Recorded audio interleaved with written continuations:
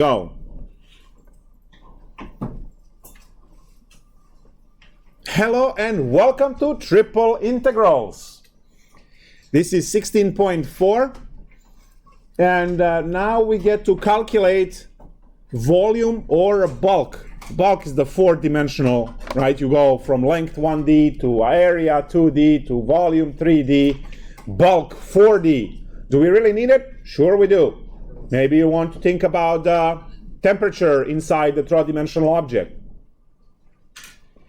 or density or something within the object. So yes, even the fourth dimension. Now the idea is to calculate volume with a triple integral without the function inside over some region S, or to calculate that bulk over region S with a function inside. So this would be 3D and this would be 4D.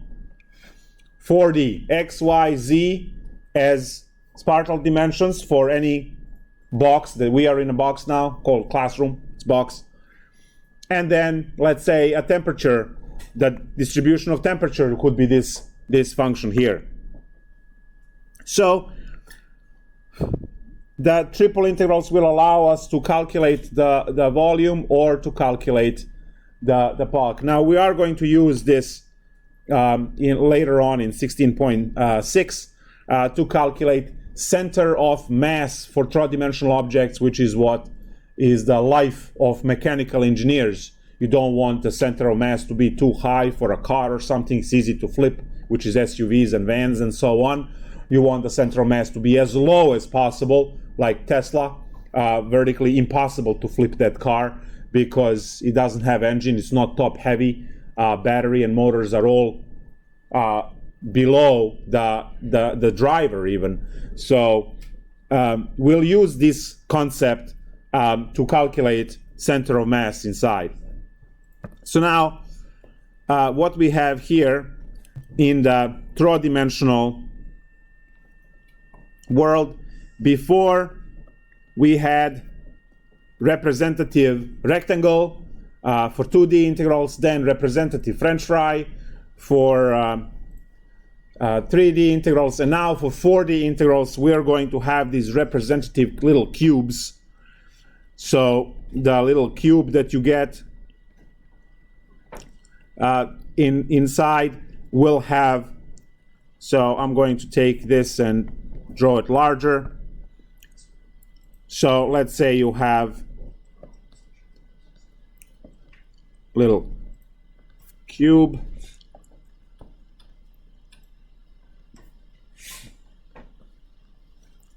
and that one is going to have delta x, delta y, and delta z.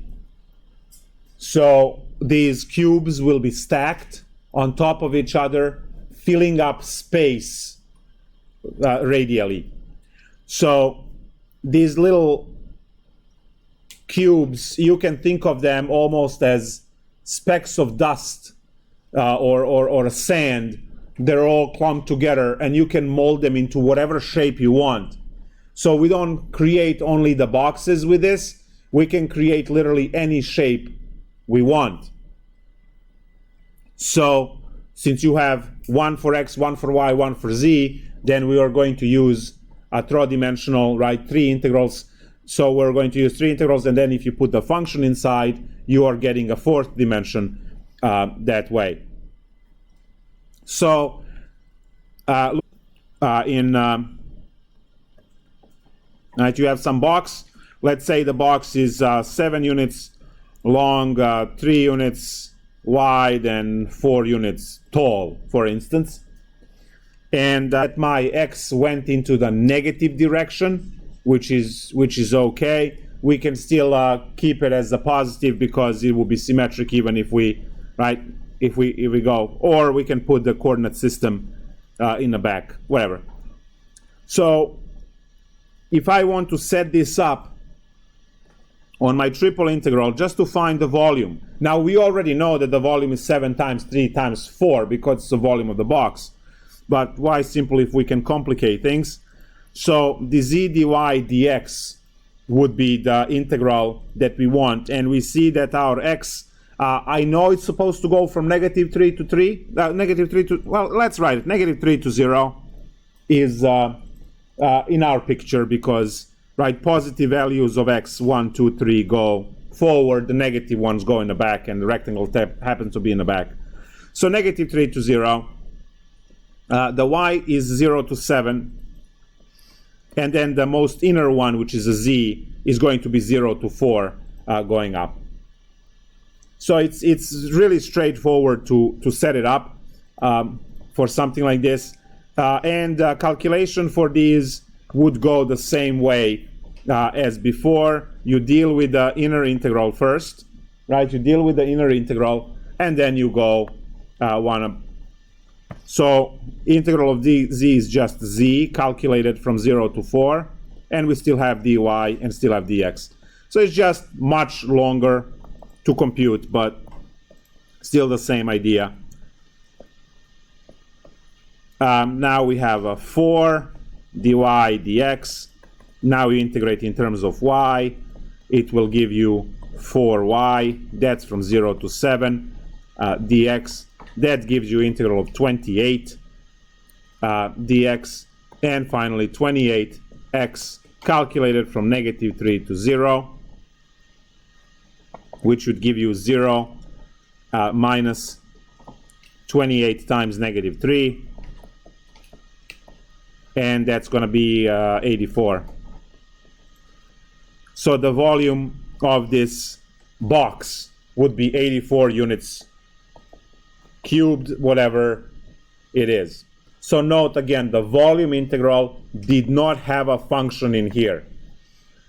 So now we get to our first formula that when we realize that the volume can be computed as the double integral with a function inside the a, or the triple integral with no function inside.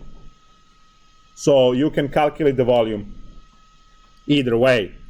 Now this was region R, and now we have this shape S, whatever the shape is. Now the first problem I did was a rectangular problem. All values were numbers, and because the values were all numbers, all you can get out of that is a rectangle. It's a box. The question is, how do we get the shapes that are not boxy? So when you take a look at your desks, right, those are boxes. So you can use the basic triple integral, the one we did. The shape of this classroom is a box, or whatever that ugly car is that looks like a box. I think Scion makes it, or whatever. Yeah, whatever it is. Then yeah, you can use the box integral. But if you want something that looks nice, actually, right, then you're going to have some curves to it. And now we need the general triple integral for that, which is the main formula we look at today. So the main formula, which would peak obviously into the 4D, would be the triple integral over the surface S,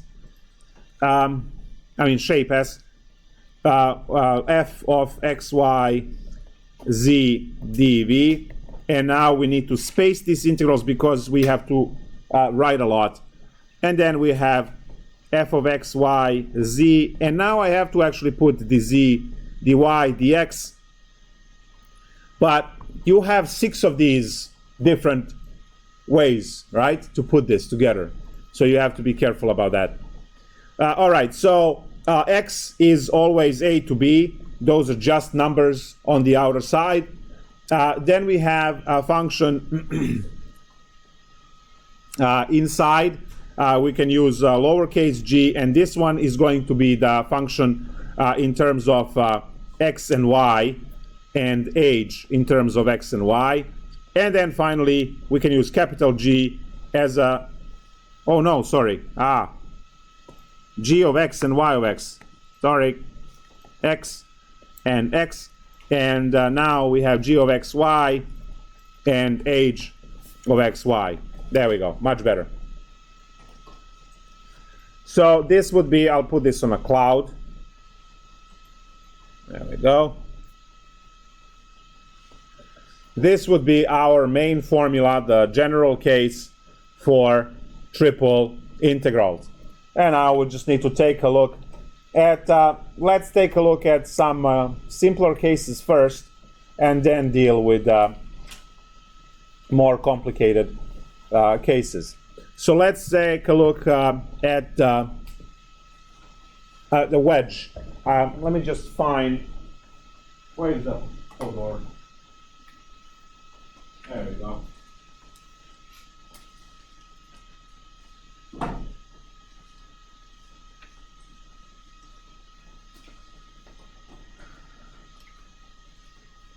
So, doorstop, someone was very, very funny, as you can see on this one. If you don't know what this means, I don't really want to know you on any level. I mean, outside of the classroom. So we have the doorstop, and as you can see, we can easily compute the volume of this. Just a little bit clever to make a box into it, right? And then just measure the size, calculate the box, and divide by 2.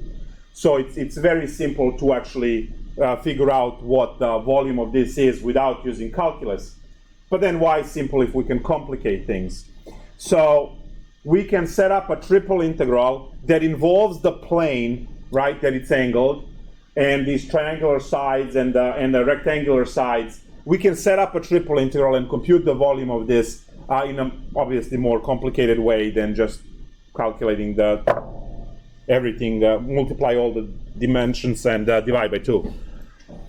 So let's take a look at the problem. I'm going to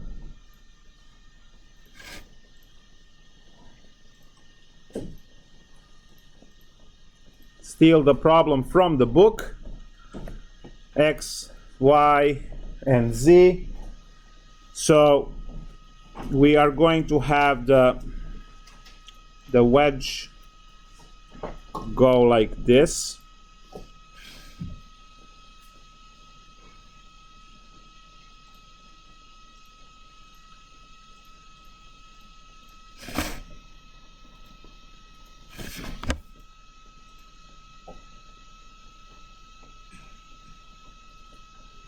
There we go.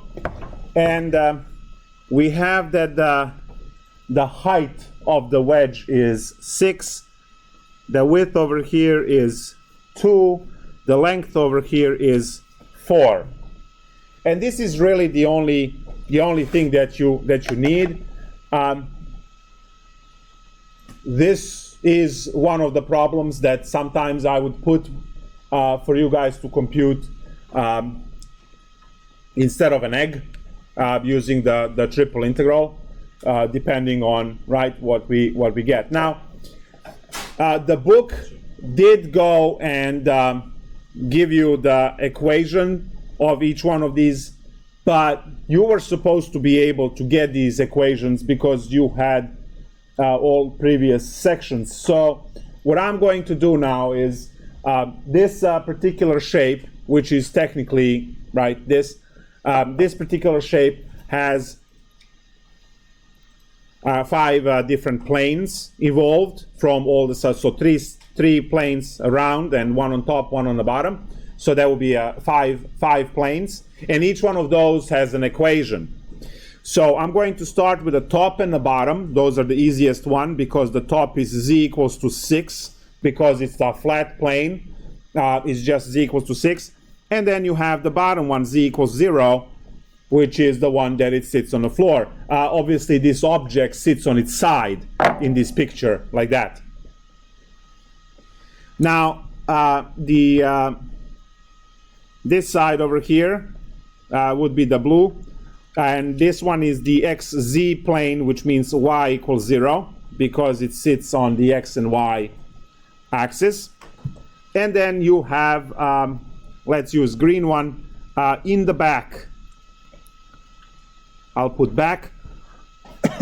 That one is x equals 0 because you have a plane that it's on the YZ plane. So YZ plane is x equals 0. Which leaves us with the front one. Front. That's going to be red. And that plane, we need to figure out what it is. Now, since that plane runs parallel to z-axis, it's not angled, then it's enough to just take a look at the equation of the line, and the equation of the plane would be the same as the equation of the line. Now, the easiest way to do that would be to draw the xy like this, xy. You know that it cuts 2 on x and 4 on y. 2 on x, 1, 2, 3, 4 on y, and we connect the 2. So the plane would be going through that line, right, poking out of the screen towards you. So once you know the equation of this line would be actually the equation of the plane. So equation of this line is we have a negative slope 4 over 2, which is negative 2. So we have y equals negative 2x plus 4. Y equals, right, negative 2x plus 4. So the red equation for the plane over here is given by y equals 4 minus 2x. There we go. So now I need to set up my triple integral for volume, and it will involve all these planes. I'm going to use dz, dy, dx. Sometimes it will be easier to have them in a different order. Now, since dx is the last one, same rules like for the double integrals. You draw dx as a representative rectangle, and you see that the dx swipes from 0 to 2 because it moves from left to right. dy, which is the middle one here, is stuck between the bottom, which is x equals 0. Great, that's the green one. Here, 0 on the green one. Going to the top, and the top is the red one. The top swipes the line which hits the 4 minus 2x.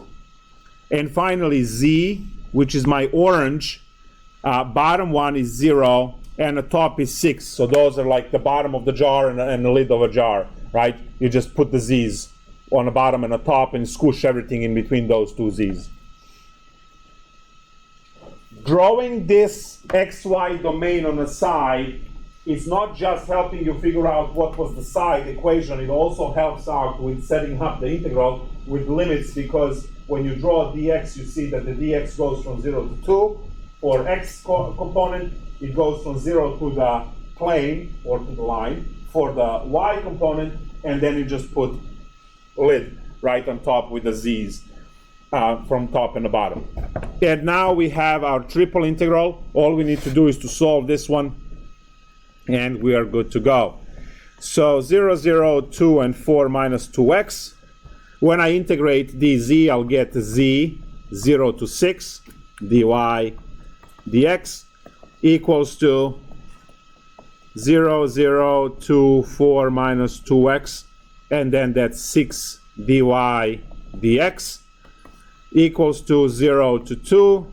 That's going to be 6y computed from 0 to 4 minus 2x dx, and you will see that now the last integral only has x as a variable. So if you did everything correctly, it will integrate out. So you get now 24 minus 12x dx. So you end up with a calculus 1 integral, which is 24x minus 6x squared from 0 to 2, which gives you 48 minus 24 for a total of 24. Now we can check if this is 24 by simply multiplying 2 times 4 times 6 and dividing everything by 2, because again you create a full wedge over here into a full block, and then when you have it as a full block you just multiply the 3 dimensions you have and then divide by 2 because it's cut in half diagonally. And you see over here that it does, when you cancel these two, 6 times 4 is 24, so this integral worked out just fine. It's an amazing problem for, you know, Thanksgiving dinner or something, when someone asks, so what's new? You get up, you get a wedge, right, and you work this out, explaining the parts.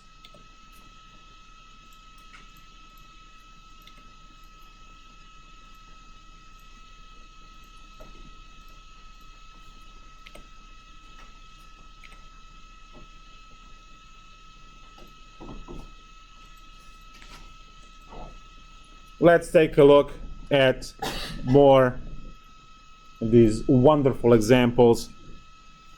Here is another one. Most of these shapes can be regarded as those skateboarding ramps where you can knock out your teeth and break bones.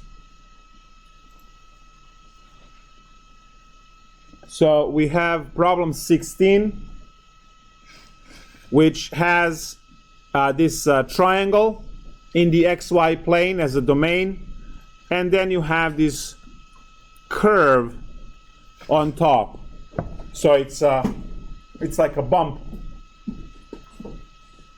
It starts at the sharp point at 0, 0, 0, and it ends wide on the other side.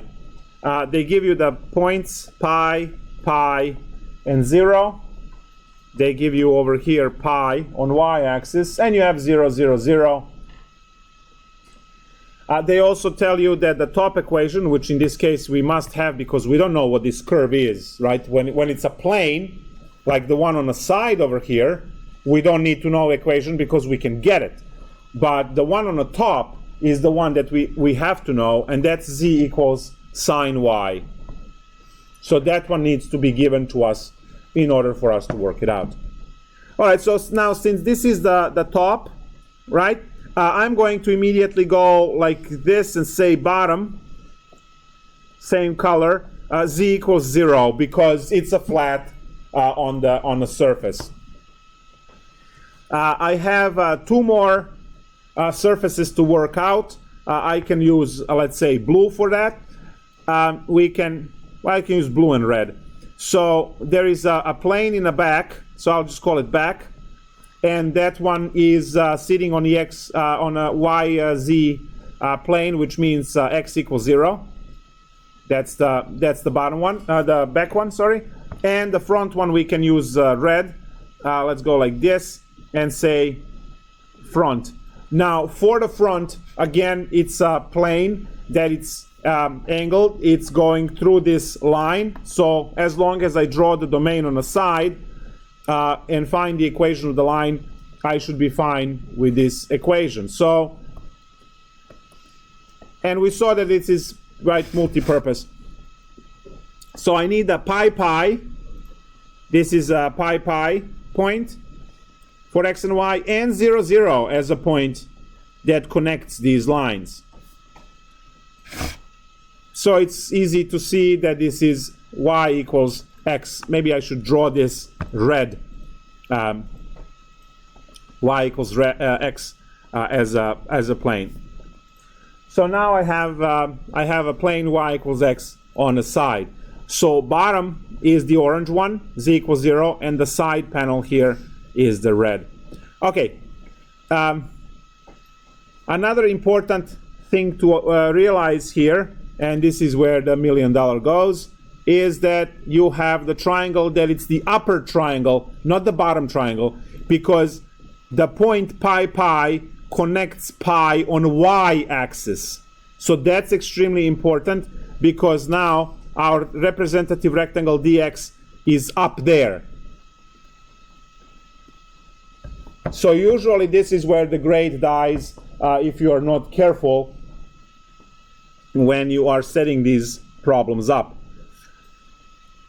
So again, why is it upper line? It is upper line because when you go to point pi pi, it connects to y. It doesn't connect to x, right? If it connected to x this way, then it would be the bottom part.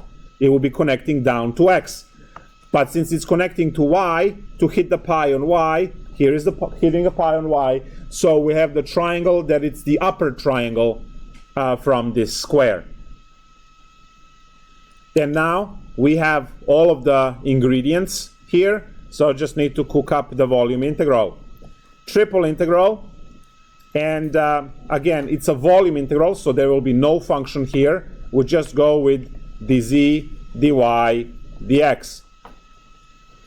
Good thing we have the domain over there. We can easily read that x, which is the outer integral, goes from 0 to pi, because it will swipe towards the right, so 0 to pi.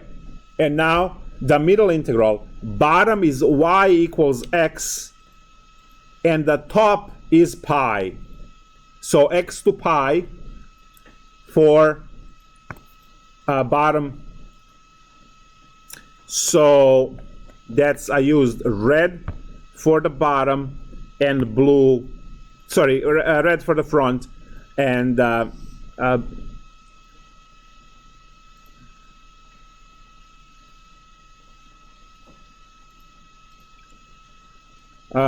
pi goes here. There we go. And now I have my orange. The bottom is 0, and the lid is sine y on top, z. So z is always the bottom z and the top z. Those are the two orange equations that we have. And then you have two side equations, and then x goes. All right, so now that everything is color-coded, we can quickly solve this. 0, x, pi, and pi. Integral of this would be sine y, dy, dx. Now we move 0 to pi. It will be negative cosine y calculated from x to pi. We still have dx to work with, 0 and pi. When you plug in pi, that's going to be negative cosine pi minus, and then minus is a plus, cosine of x, and we still have dx. This is going to be integral 0 to pi of 1 plus cosine x dx, because cosine of pi is negative 1, and the negative in front gives you positive 1. Now when you integrate this, you will get x plus sine x equal to, and the answer is just pi, because sine x going from 0 to pi is going to go 0 both times. So you just get pi minus 0, which is pi. We have all, these are the favorite exam questions. It just says set up the integral. No one cares about computing, because you can always punch that in a calculator and get the answer in like 1 second in a computer or whatever software. Computers cannot set these up for you. It's very important to calculate these volumes, because you know how much material is going to be used to create a mechanical part or something, and then multiply that by 100,000 you need to make, or 1 million. You know how much raw material you have to order and all of that. All of that is your job as engineer, to compute all of those kind of things, because yeah, sure, you're designing a part, but you also need to know the cost to make that part, and the machine that will make that part, and everything else that goes along with it. So figuring out the volume times the amount of units that will be made will also be calculated as a cost to make that part, because the company needs to price the part appropriately to cover all of the costs in production, including your time and salary and everything else. So if you take a look at these 6 problems on the left-hand side, they're all done the same way. And all of these problems, the way I see it there, all of these problems will have dx, the z, dy, dx order because, again, 6 problems on the left, because they all have a top z, a bottom z, and then some kind of domain that is there. But now let's look at 23 and 24. These problems look like sideways problems. And probably dx, dy, the z, dy, dx, the standard one, right, would not work nicely for these because, as you can see, you do not have a top z like a lid and the bottom z. If you look at these problems here, anytime you see this bright orange, that's your top. That's your top z. And the bottom z's are always these flat z equals zeros. So all 6 problems, in some sense, are the same as the problem which I solved. You always have a top z, which is the orange one, and the flat z equals 0 on the bottom. So that's your inner integral, and then you just figure out what's happening with x and y, depending on what shape you have. So all 6 problems are the same, and all 6 are the z, dy, dx. What's happening with these puppies here? Well, if you look at this one, right, this one seems that it goes along the y-axis. So if it's going along the y-axis, then the y becomes like the lid, right? So if you could stand this up somehow, then the y would be the lid on top, and then this other orange shape that it's on the bottom. So this integral is going to start as a dy as the inner one, and then you have the z dx or dx dz, depending on the rest of the problem. So we are going to now take a look at problem 23 and try to make sense of setting up something like this. Guys, this is going to be a lot of time for you to just figure out how these things go. It's not as easy as it seems, because I've been doing this stuff for 20 years. So for me, it's not a problem, right? Now you have been looking at this for 20 minutes. There's a little bit of a difference there. So spend time looking at these shapes and especially thinking about what I have said. The 6 problems on the left, you always have z on the top, z on the bottom, so the z is the most inner one, right?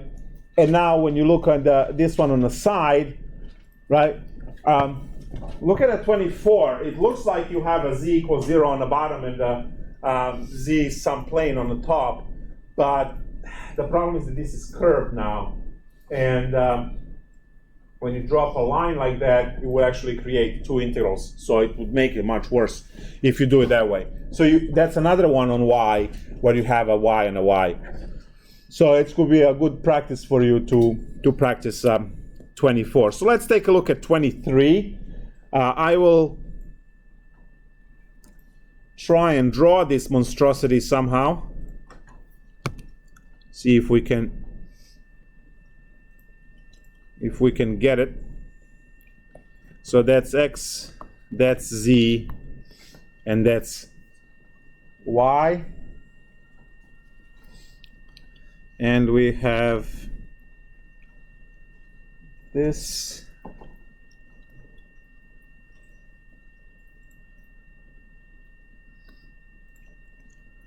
Goes there.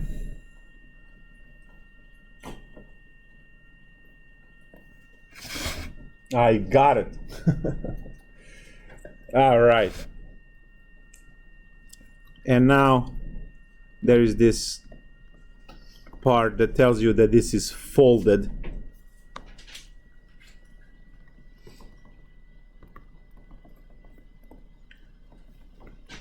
In the back. There we go. All right, so we have the top fold.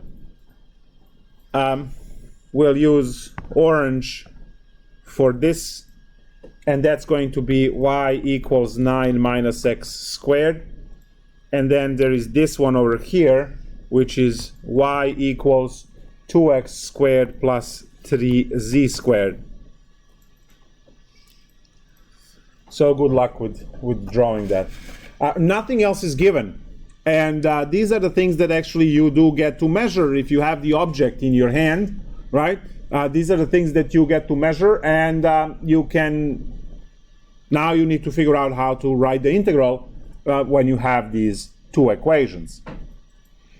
So, as I mentioned before, if this shape was standing like this, right, and then you had this piece like that, then you would have a top z, you would have a bottom z, and it will be the same as previous problems. But now you have it sideways, which means as you are setting up your triple integral now, the inner one is going to be dy. It must be dy because those would be your equations that are like lids containing the entire object. And then you have these two inside, and you can do dz dx or dx dz, it doesn't matter.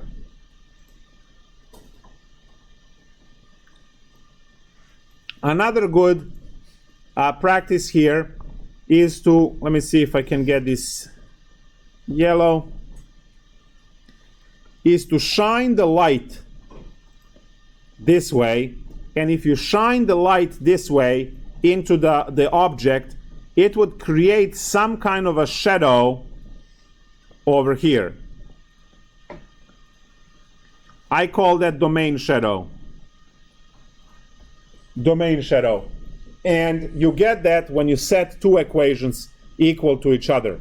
Once you have a domain shadow, you will use the domain shadow to set up the limits for the x and a z, and then you have your y, which would be the two equations in orange. It's the top minus bottom, or right minus left, or if you want the best way to think about it, furthest away minus close by. It's always further away minus close by for all of those that have subtraction. So in order to get this domain shadow over here, I'm just going to actually put dy, dz, dx here and just work out this thing where I set the two equations equal to each other. So 2x squared plus 3z squared is equal to 9 minus x squared. I move x squared to the other side. I get 3x squared plus 3z squared is equal to 9. And then finally x squared plus z squared is equal to 3. Well, that's a circle with radius root 3. So now my shadow over here doesn't have to be this fuzzy unknown object. I can just smooth it out into a circle that I know that the root 3 and negative root 3, right, are the radius of that circle. So radius is root 3. Great. Now I have all of the ingredients, and I can go and I can set up the triple integral. I will do the setup right here, and then we'll continue computing down there. Again, I'm calculating the volume. We said that dy is the first, and then do dz and then dx. I am going to draw this domain because I need to draw my representative rectangle dx. So dx is going to move from negative root 3 to positive root 3. This is x. Now it's xz. It's not xy now. It's xz for the domain. So x being the most outer integral is going to get numbers as its limits. Now the z, which is the xz part of the domain, that's going to get functions in respect to x. Now we know it's a circle, so it's going to be negative square root of 3 minus x squared and positive square root of 3 minus x squared because it's a circle. The lower branch of the circle is given as a negative root 3 minus x squared, and the positive branch is given as positive root of 3 minus x squared. And we have two orange lids. The one that is further away is 9 minus x squared, so that goes on top, and one that is closer by to the shadow is 2x squared plus 3z squared. And the integral is set. Yes? Could you explain why dy dx and not dz? I can't do the z because I don't have equation for z. If I am to do the z dy dx like earlier, the inner integral here has to be z function on top, z function on the bottom. I don't have z functions on top and the bottom. You see that this is sideways y and a sideways y. So that's why the main variable, the inner variable is y, because it's going to be y that it's further away minus y that it's closer by. So it's alright if you switch the inner parts of the equation. Because like in calculus class, like you couldn't change the dy and dx, but here you can't switch here either, because if you want this problem to be dx dz dy, then this problem needs to be along the x-axis like this. And if you want it to be dz dy dx, then it has to go up the y-axis, because this has to be on top, not on the side. Yes?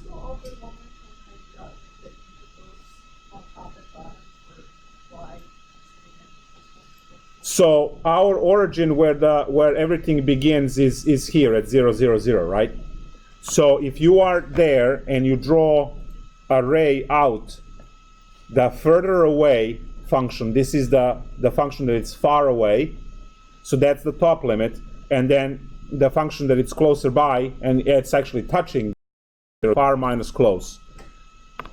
So this part over here is far, and then the whole part here is close. So far minus close. The same thing that it was here. If you think of the bottom, right? This part, if you go up in a z direction, the top surface is far, and the x equals 0 is close. So again, far and then close. So whatever is further away goes on the upper limit. Whatever is closer by, it goes on the bottom limit. Does it make sense? Yes, but can you include like the example for like right there, like 5 plus minus 6 squared, like how about that exactly? I'm not sure which one you're referring to. This one? Yeah. Well, the equation of this is equation of the circle, and I need and that's this black line. It's not a function. So when we cut this in a top piece and the bottom piece, when you solve this equation for z, you get z equals plus minus square root of 3 minus x squared. The plus part is the upper half of the circle, and the minus part, minus the root, is the bottom part of the circle. Because each circle, this is actually worth drawing here on the side. The problem is solved, guys. Why are we not integrating this? Can anyone tell me? Why am I not computing? I set this up and I'm abandoning ship. Why? It's not hard. It's annoying. What is annoying part? The two trig subs that you have to do. Okay? You do not want to solve this problem in rectangular coordinates. This is a cylindrical problem. So we want to solve this in cylindrical coordinates. But right now, we don't know that yet. So I'm just abandoning problem after setting it up, so we are not spending another 30 minutes computing through trig subs for no reason, because as much as polar coordinates make joke of some circular round problems, that's what the cylindrical coordinates are going to do for these types of problems, completely avoiding and eliminating all the trig subs and annoying things that you might have to do. Just a side note, which is you're going to see this many times. So for the circle, which is given as x squared plus y squared equal r squared, you can break that into two functions like this, which is the top is the square root of r squared minus x squared, and the bottom one is minus r squared minus x squared. Or sometimes you have to break them sideways like this, in which case this one is negative square root of r squared minus y squared, and positive r squared minus y squared. So a circle equation, which is not a function, can be broken into sets of two functions. And clearly this one over here would be for the dx break, and this one over here would be for a dy break. You are going to see these many times in your homework and exams and so on. So knowing to break the circle this way so you can feel the limits is important. Let's see if we can find some other abomination here to work on. And then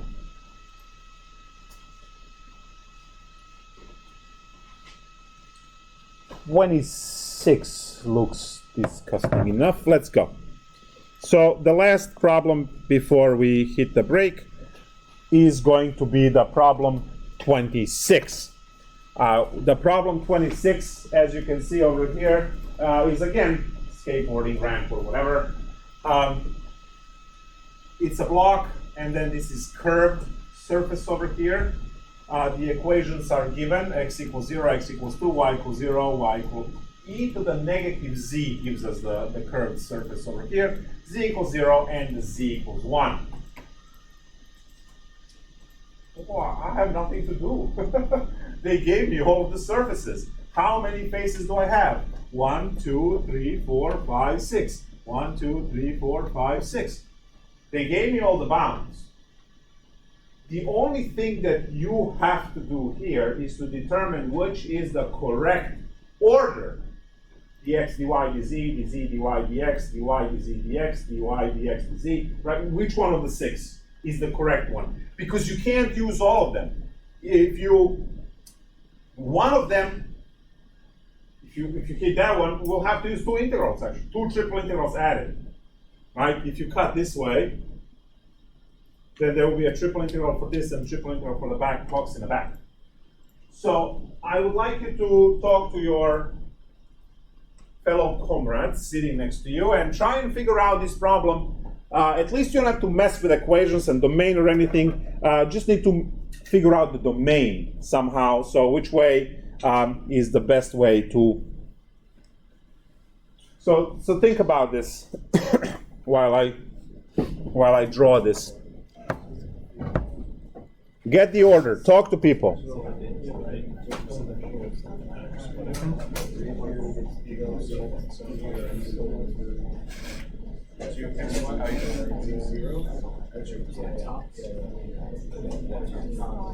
Going from x to y, that'd be Or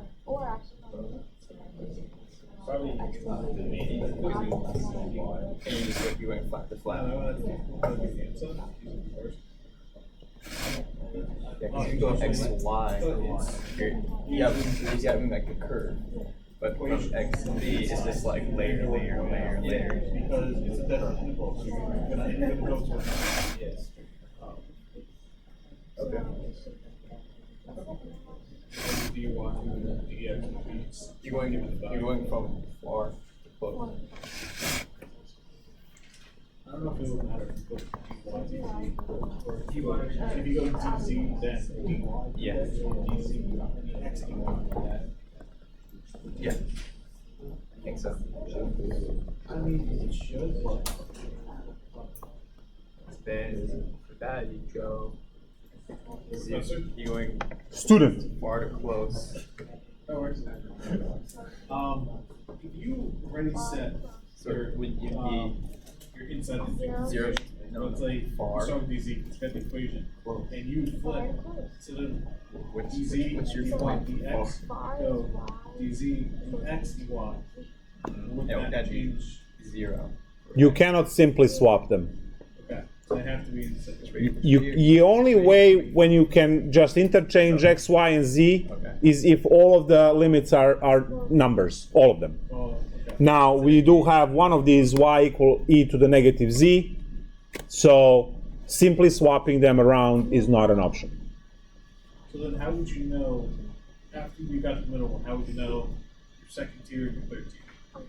Well, the first thing that I do is I look for where is my easy domain, right? I look at all of this object because you can look at this object from three different ways.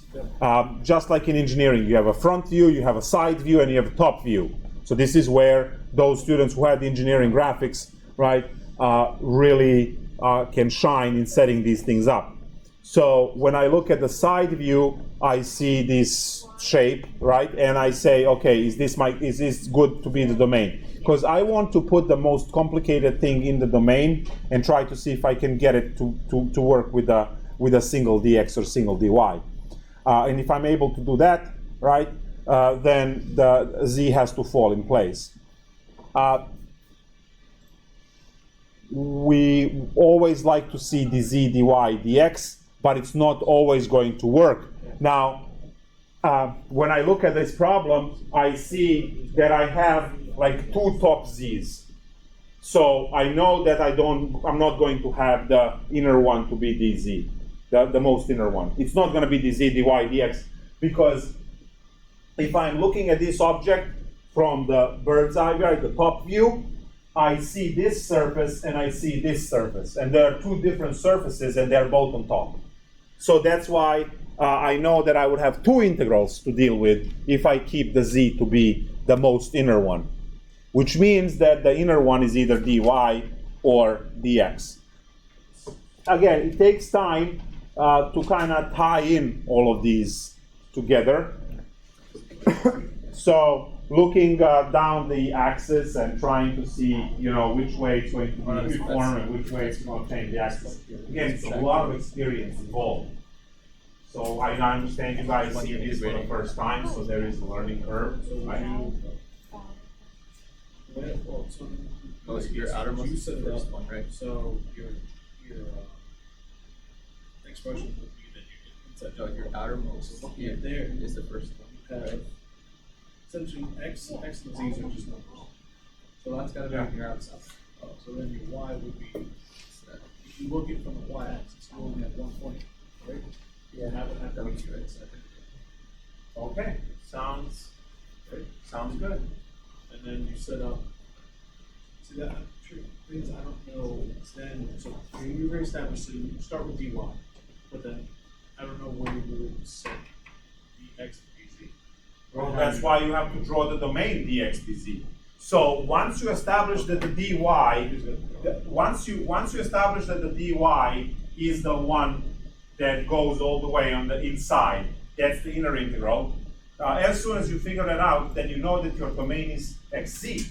You draw domain xz, and then you see which one is better.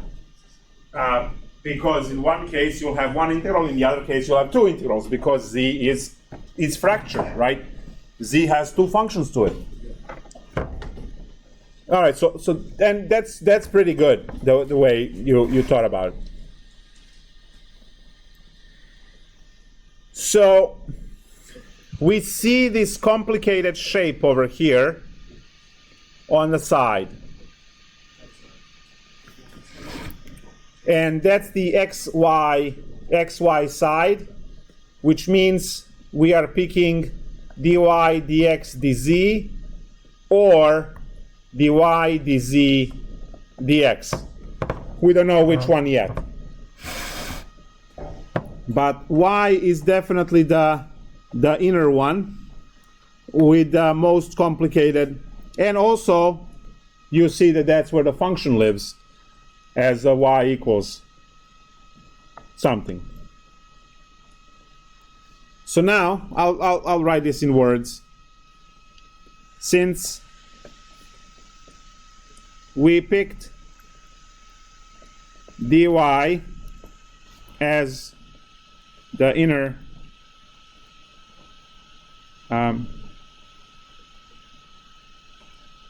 variable,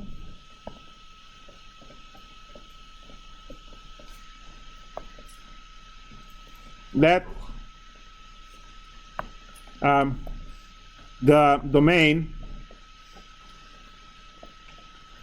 is xz, since y is already taken. So now I get to draw the xz domain.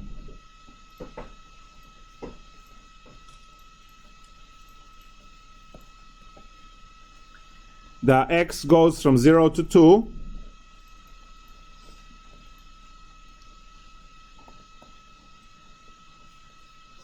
And then the z goes up to 0 to 1.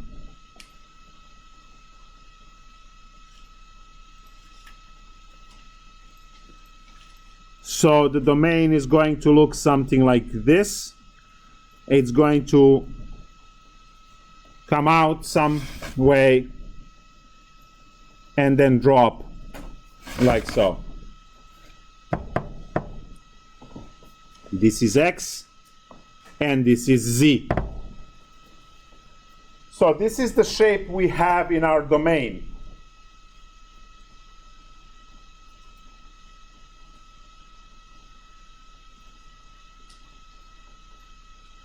Hold on, this is not xz, this is a zy.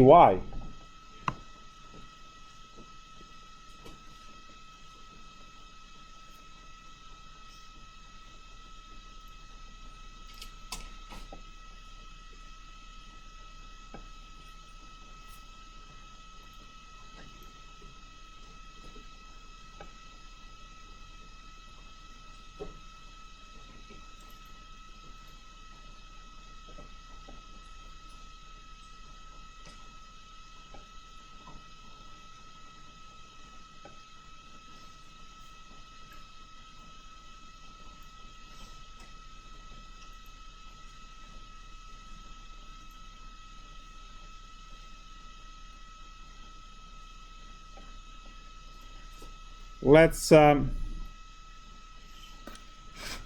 start over at the red trace on the side. When you look at the shape, all sides seem simple except the one that is shaded red. If you look at the shape from the top, you would see two different surfaces on top, and so that seems that it should be two integrals. When you look, so that's when you look from the top.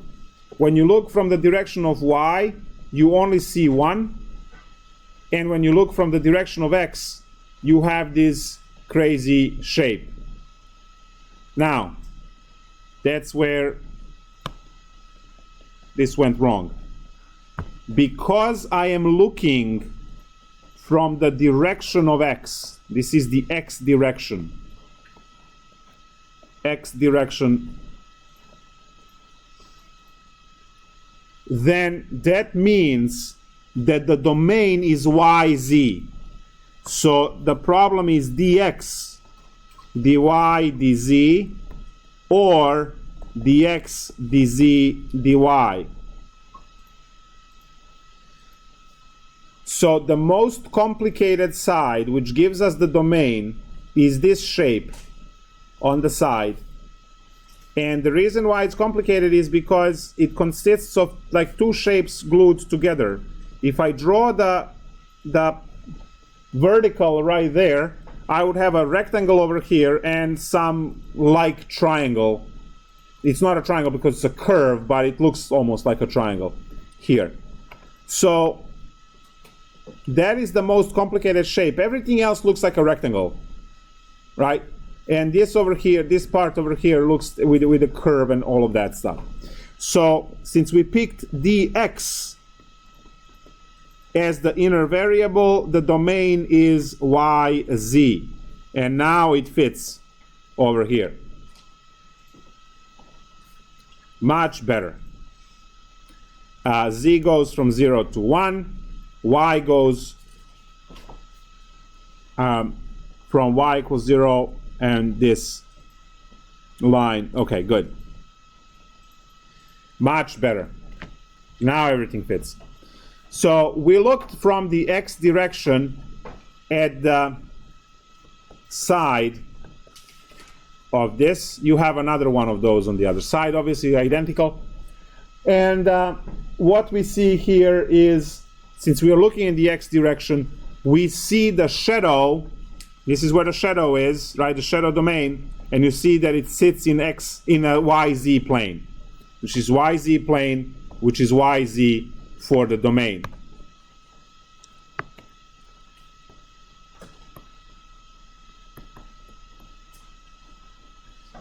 Domain shadow. Nice one.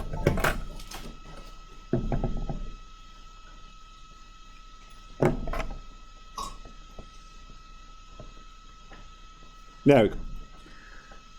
All right, so finally, you look at this domain, and now you have to see whether it's going to be dx or dz for the end. If you draw dx, it's not going to be good, because the top rides this flat piece first and then the curved piece, which means two integrals. If you do dz, which is going to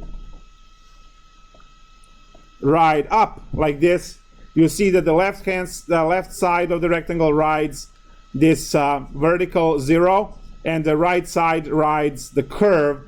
So that is a single piece, which means dz is the end, which gives us dx, dy, dz setup for the whole problem.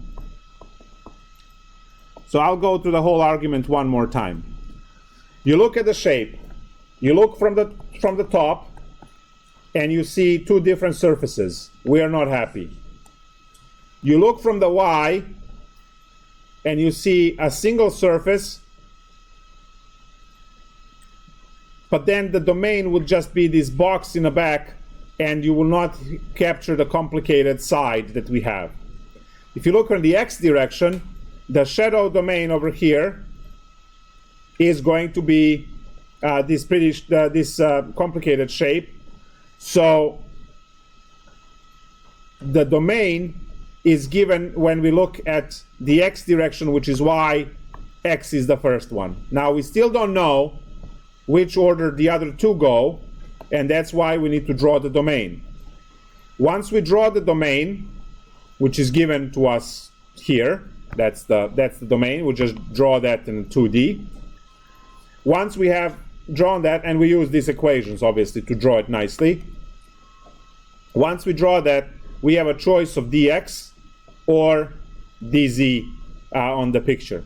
Now I did say that the dx is going to swap the function it rides on top, because in order for you to have the integral, this is the part where your Calc 1 knowledge kicks in.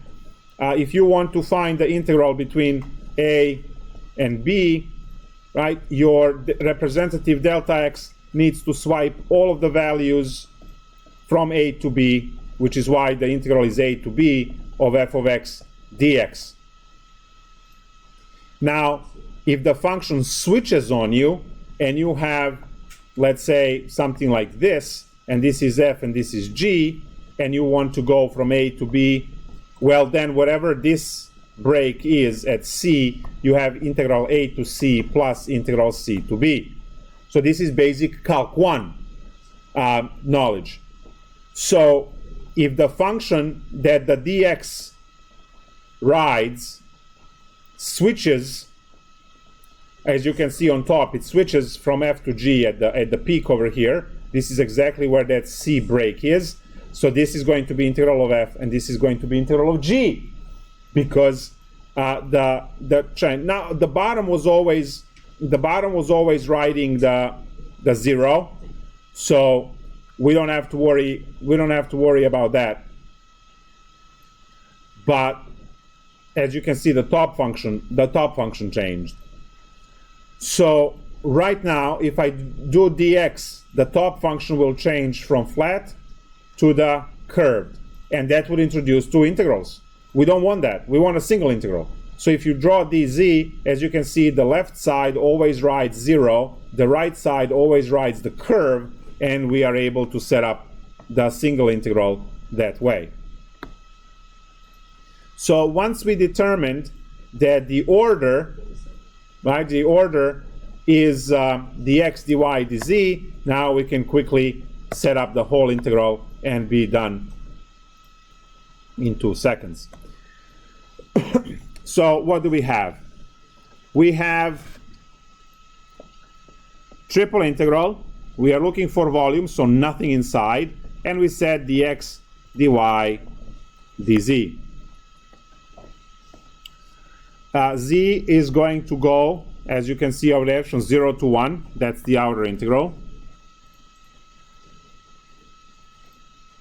And now dy would be the function. Now, the function over here is, this one over here is z equals e to the negative y. That's what they had.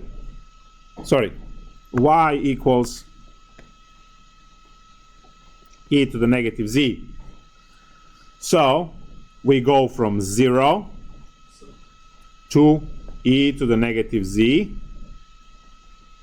and then the x would be 0 to 2, because those are the two planes that are just parallel.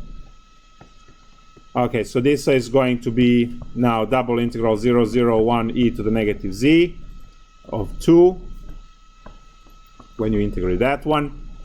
Then it's a single integral 0 to 1 of 2e to the negative z, and we have dz.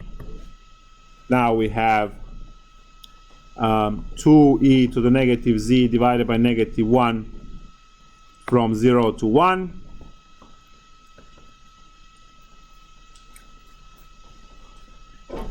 When you plug in 0, you get 2. I'm sorry, when you plug in 1 first. Plug in 1, you're going to get negative 2e to the negative 1. Minus and minus will give you plus 2 e to the 0. There we go. So this becomes negative 2 over e plus 2. So 2 minus 2 over e. There we go. Nice. Done deal.